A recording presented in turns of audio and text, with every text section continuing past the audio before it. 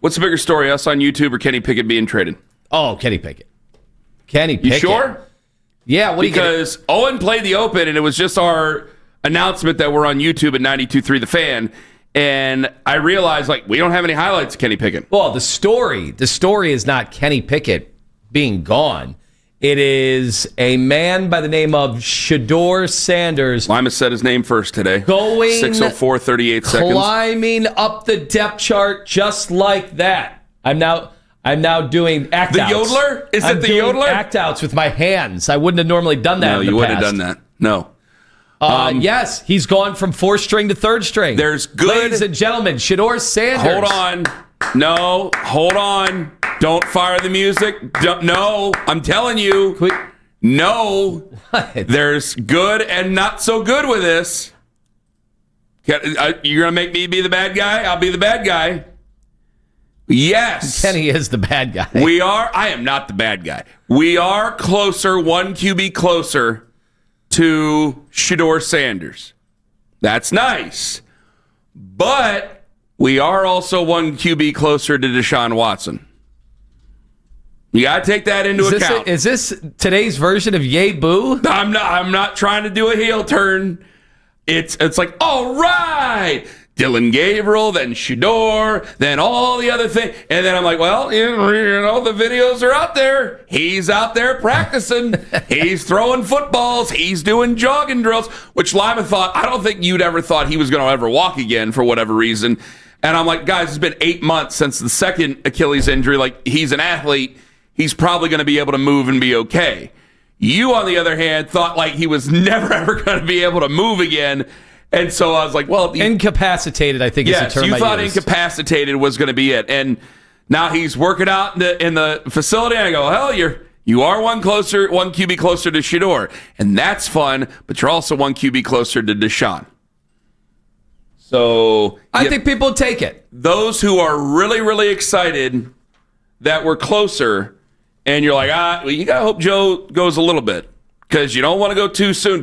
Although I guess there are people that hate both of them. I guess there are people that hate Deshaun Watson. Well, I don't hate either of them. And also hate Shedeur Sanders. Well, I can't help those people. I don't hate either of them. I want to see Shedeur Sanders. I do not want to see Deshaun Watson. I'm fine with seeing Dylan Gabriel, and certainly I'm fine with seeing Joe Flacco. So we'll see how that goes. But I just think that if you get to that 4th quarterback, it's just a whole lot of the last 3 years. And then it maybe muddies up your situation. Because I told you, if he plays, you watch, he'll play really well, and then all of a sudden it gums up the works for getting that high draft pick in the future. But, we'll cross that bridge when we get there. Were you surprised by the trade yesterday? A little bit, yeah. A little bit because I do think there are people in that building that think Kenny Pickett was the best option, was the best quarterback. There are people that had a higher favorability on him. Maybe not in the future, but right now, I think there are people in that building that thought he might have given them the best chance to win. But again, out of 150 people, you're going to find some people. No, I think it might have been the GM. It might have been Andrew Berry. Remember, he was the first guy they went out and got. They traded DTR and a 5th round pick for him. He was here a month before Joe Flacco. They could have gotten Joe Flacco first. They didn't. They went and got Kenny Pickett first. He's the younger guy. So what changed the GM's mind? I think the injury. I think they realized that, first of all, it was silly always having 4 of the guys, 2 rookies and 2 veterans, one in his 40s. That never made sense. And I think most people would be honest now and say, yeah, that probably wasn't the best system to get the most out of any of these quarterbacks. Probably got the least out of the most. But in addition to that, on the 4th day when Kenny Pickett injures the hammy, and we came on the very next day and said, well, the quarterback competition's over. Joe Flacco's the starter. They ended up being right. Yeah. Not because we're soothsayers. Wasn't that hard to be true? Be right on that. Because that was the competition. They kept saying quarterback competition. The only competition was, the 2 of them, was the rookies battling it out for the depth chart, and then, your 2 veterans battling out to be a starter. And unfortunately, there wasn't a competition for the starter, or maybe fortunately, depending on whether you think Joe Flacco needed to be pushed or whatever. I don't think anybody was really rooting for Kenny Pickett. I think Father Time was pushing Joe Flacco, if probably. Anything, yeah. Of the 4 quarterbacks, probably Kenny Pickett was the least cheered for by the fan base. I mean, I know he had his own fans and family that were kind of getting all worked up. Like, hey, I guess good luck to him and his future endeavors with the Las Vegas Raiders. We got a 5th-round pick back, so we got the 5th-round pick that you invested. So no harm, no foul. Technically, you got it back for DTR, who's now, a free agent, if I'm not mistaken. I don't know if he's going to pass through waivers or anything. Today's the day, 4 o'clock, but they got to get down to 53. And then you start to look at other guys. So with Kenny gone, it does speed up the clock on everybody else. So it's like, how long is the leash on Joe? Because that first game, man, there's going to be a lot to deal with. A lot of emotions. Because we've gone out there in game 1, and we've had a couple of wins under Stefanski, if I'm not mistaken, in game 1. And then you remember his first ever game, we got boat raced by Baltimore. The Ravens, yeah. Awful game. And then there was last year when Dallas beat you up. The year before in 2019, Freddie Kitchens got beat down by Tennessee, which, boy, I was wrong about that one. Oh, boy. You've had some bad ones, and I think that really sets the tone because it's like, hey, if you win that game, great. If you lose that game and you lose by 3, and it's like, hey, Joe Flacco played all right, it's like, all right, Joe Flacco continues to play. We're still kind of feeling it around here.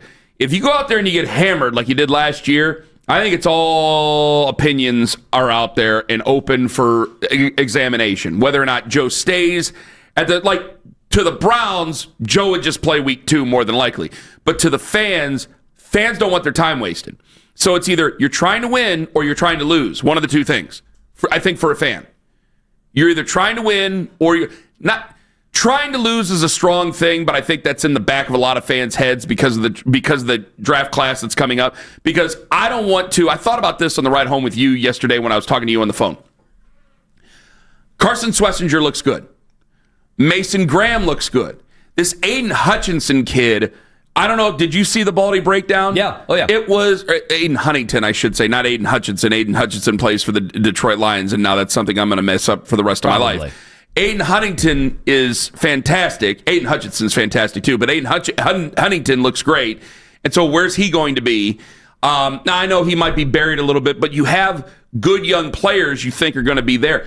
I don't want to waste any time of theirs. So it's like immediately, hey, if we find the quarterback, then Schlesinger, Graham, maybe Huntington, but that's probably putting carts before horses here. It's only training camp. You don't want to waste your time with those guys the way we've done it. Because now I'm starting to think with Miles, every year you don't have a quarterback, you're in trouble.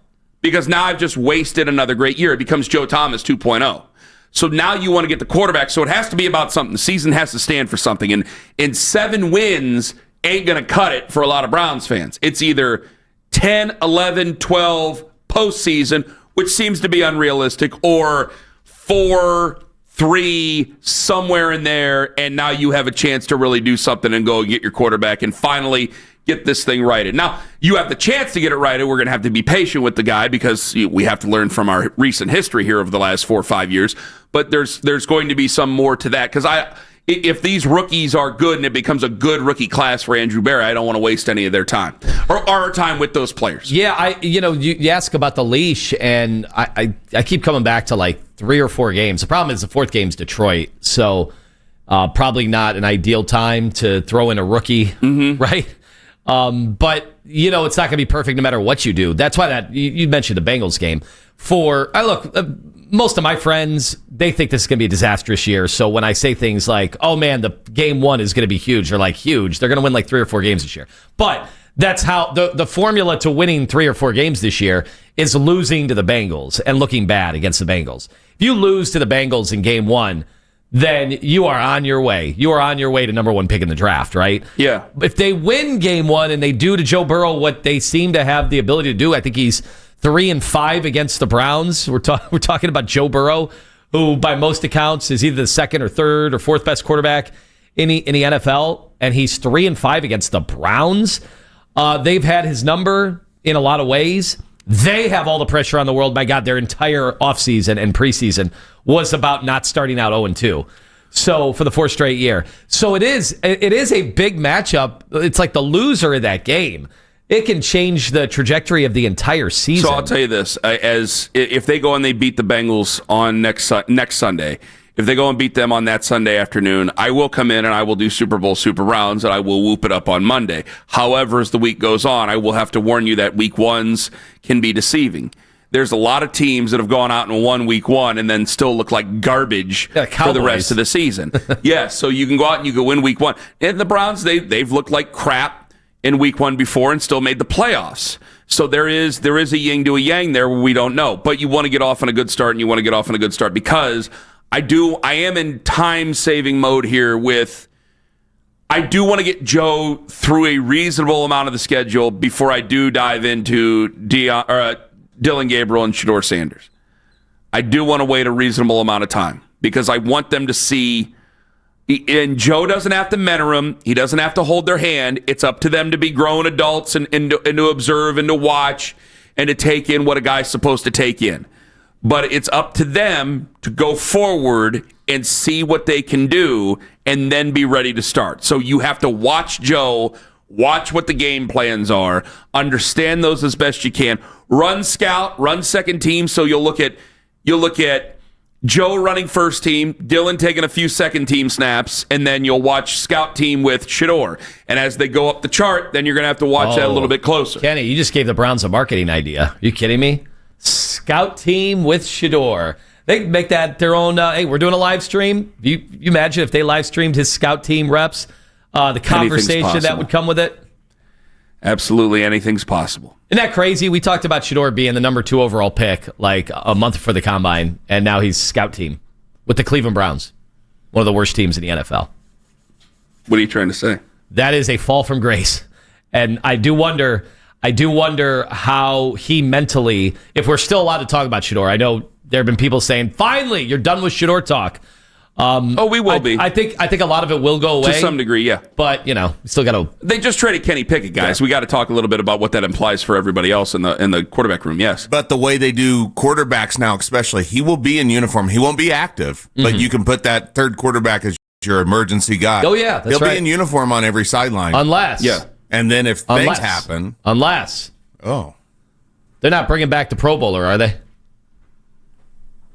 I mean, they just cut him out, right? No, they're not. Why would they bring back Tyler Huntley? Because now they're down a quarterback. they had 4. Well, you can have 3. All the big guys said they would have 4 quarterbacks. By the way, this is another lesson, and people will forget this. It'll come out of my mouth, they'll nod, and then they'll forget about it the next time Andrew Berry says something. NFL teams are under no obligation to tell you the truth, ever. And I heard a lot of people say they're going to camp with 4. They're going to camp with 4. They're going to camp with 4. Andrew Berry said they're going to camp with 4. Write your articles. Do the radio interviews. Okay. The hosts go on the shows and say they're doing 4. I don't understand why people still believe talking heads or people in organizations or coaches. Why does anybody believe anybody these days? They're under no obligation to tell you the truth. They're under none. You think it's all a strategic advantage to lie somehow, some way. They think other teams, are operating in a way that if they give any information out whatsoever, they lose the advantage. To some level, yes. But I also think hey, we don't need to bring back Tyler Huntley immediately. Like if there's an injury, it's like, hey, Ben DiNucci's out there. No, I know, but obviously. What if they think like Tyler Huntley is more prepared to go in for Joe Flacco if he gets injured in game 1 than Dylan Gabriel? Is that an impossibility? I bet you more people would think they'd be in better hands with Tyler Huntley, who's played in how many NFL games, than Dylan Gabriel. But I don't know if that's their goal. I don't know what their goal is anymore.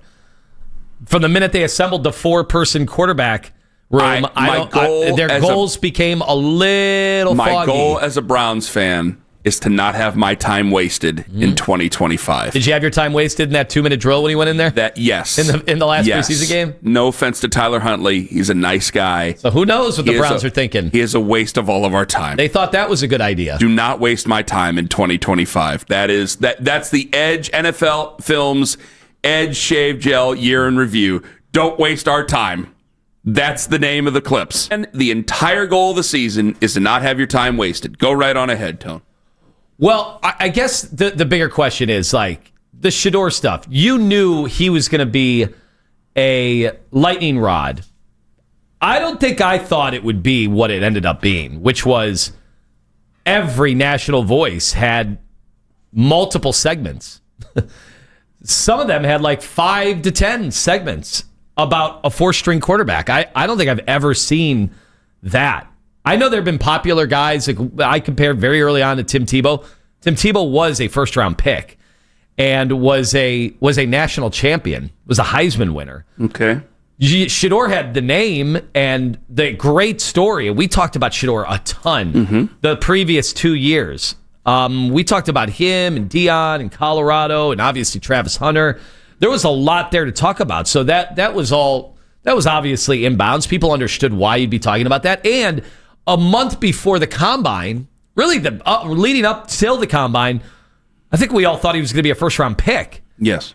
Most thought he was a first-round pick. Mel Kiper thought he would be number 2. And so we wondered when he dropped to the 5th round, I told Ken, I'm like, well, there goes a lot of the Shedeur stuff. I mean, how much are people really going to be talking about one of the worst teams in football having a quarterback room with 4? Like, how much is it really going to be talked about? I was totally wrong. Yeah. I was totally wrong. It was a national topic every single day. Every day. With people tracking the stats.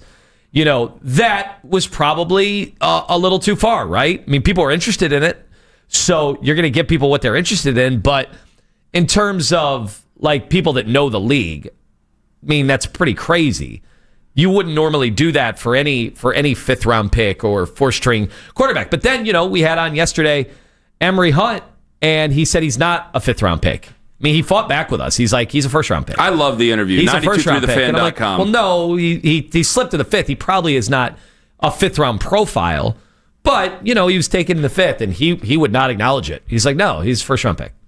You treat him like a first-round pick. Well, the Browns clearly were not doing that. Well, I always said, you can't treat him like a normal 5th-round pick because he's just not a normal 5th-round pick. I mean, we've seen this entire thing. And I think that when you do this, what Shedeur has done, he intersects sports and culture. Mm-hmm. And when you intersect sports and culture, there's a lot of people who do have the best of intentions, but there's also people who are going to do their very best to turn things into a circus. And if I'm one of the chief clowns, fine, go right on ahead. Because I want to see a chance to have a guy like I'm not. This isn't HBO. I'm not on Infinity Sports Network right now. I'm being very dead honest with everybody. I want to see what's best for the football team for the future, and there is a hope that I'm clinging to, and it might not be very realistic. It's probably not realistic that maybe there's some gold. I want that story that there's gold in them there hills where you could find a guy and then maybe use the 2 first-round picks for something else next year. More than likely, 90% sure that's not going to happen. And the more games that Joe Flacco plays for the Cleveland Browns, and then the more games that Dylan Gabriel plays for the Cleveland Browns, it's highly unlikely that happens. It goes up even further, and it's already 90%. But there's still a hope that you cling to. The other conversations, though, the word disingenuous has been thrown around on both sides. And I think it's been something to examine. I think some people may have embarrassed themselves with some of the things that they've thrown around because you and I, we know the Browns. Okay, we've been in the building. We've been to the gala, as Nick likes to say. I can tell you unequivocally, they wouldn't go out of their way to sabotage. Now, they might do it by accident, sabotaging them, because they've had the best of intentions for a long time and have messed those up. But they didn't go out of their way to sabotage them. And some of the things that were thrown around about the Browns were just outrageously untrue over the last month. And so when you come out and you say that, this is untrue about the Browns, listen, I know these guys, they're desperate for any quarterback. We've been down that road a million times. You guys are the home of the Browns. All you guys do is cover for the Browns. You can't win. And I'm going, man, guys, I've said meaner things about the Browns over the last 14 years than I have about the other two teams in town combined. And still, I don't think that they would do that. I mean, that is sinister. They wouldn't do that to Shedeur Sanders, and they wouldn't do that to, I think, any quarterback that they've ever had. People did say... Certainly not a rookie. Did this, in the end, did it validate the people that thought taking him in the 5th round would be a circus? Because I don't think the circus was in town, but I think the circus revolving around all the Browns conversation, that is something that did transpire. It's weird. There was a circus, but the tent was never up in Berea. Yeah, was not there. And the tent's usually up in Berea. Really, gotta be honest, the national media check out every camp. It wasn't like when Manziel was here, ESPN immediately had, I think it was Jeremy Fowler or whatever, like, hey, you're covering the Browns now. Like, get over there. Like, we had networks stationed with their coverage daily of Johnny Manziel here. That wasn't happening with Shedeur. Part of it was he was way down on the depth chart. But when he was starting that game against Carolina, I mean, you still had, 2.5 million viewers? Yeah. You had a lot of people checking in on that game, seeing what he did, and was only better as he played better in that game against Carolina. It is a weird... It's just this weird time where you don't know really what category to put him in. Because, again, 5th-round pick, I still think he's going to start a game for the Browns this year. I'm even more confident, obviously, than I was yesterday morning that he's going to start a game for the Browns this year now that Kenny Pickett has been sent to the Las Vegas Raiders for a 5th-round pick. So I feel even more confident about it. Now, what do we do? Because today we talk about it because Kenny Pickett's been traded. Eventually, it goes away, and we got to talk about Joe, and then we'll see what happens after every Joe start. And then we'll see what happens after every Dylan Gabriel start, and so on and so forth. Like, it goes away, but this last month, it's been different, but I can't say I'm not used to the arguments. I can't say I'm not used to the circus. We've had Johnny, Baker, Odell, Shedeur, now with 4 different guys that have come with their own set of conversations and circumstances here. It's just a new way to have an old argument about, are the Browns doing what they need to be doing to get the very best out of this player? Is the player worth it in the long run? Johnny was not worth it. Baker turned out to be worth it. Odell really turned out to not be worth it. Really turned out to not be worth it. I loved Odell, not worth it. We'll find out about Shedeur. So right now, you're 2 for 3 on guys that aren't worth it. And the one... Now, that's going to stick with you for a long time, it seems. Do you think, once the games start, week 1, there will be a shot of Shedeur and there will be some comments. Week number 2 might be a shot of Shedeur and a little bit more, muted comments. It just By depends. week 3, are they still going to be showing Shedeur Sanders on the sidelines? It just depends on how the games go. Because if they win some games, if they start off 1-2 or something like that, then, yeah, he goes away. The conversations go away. The funny thing is, but if you're in the fourth quarter... No, the funny thing is, when they took him, people are like, oh, my God, Shedeur, his dad is going to be talking about the Browns in every press conference. Hasn't happened. Literally has not been any of that. There's been no issue with Deion Sanders. There's been no issue, really, from anybody in the Sanders camp other than, if you want to say, his brother shooting video when... he was talking to Tony that was it. But that's the only time you've had anything. It's week 3 and it's 27-3 against Green Bay and we're losing. They got to find someone to talk about in the fourth quarter. And they ain't going to talk about any backups with Green Bay. So Joe playing well is the way to truly silence any of that talk. Yes. If you guys are sick and tired of hearing about it, and sometimes we get sick and tired of talking about him, you better hope Joe Flacco balls out this year. The longer he balls out, the quieter that conversation is.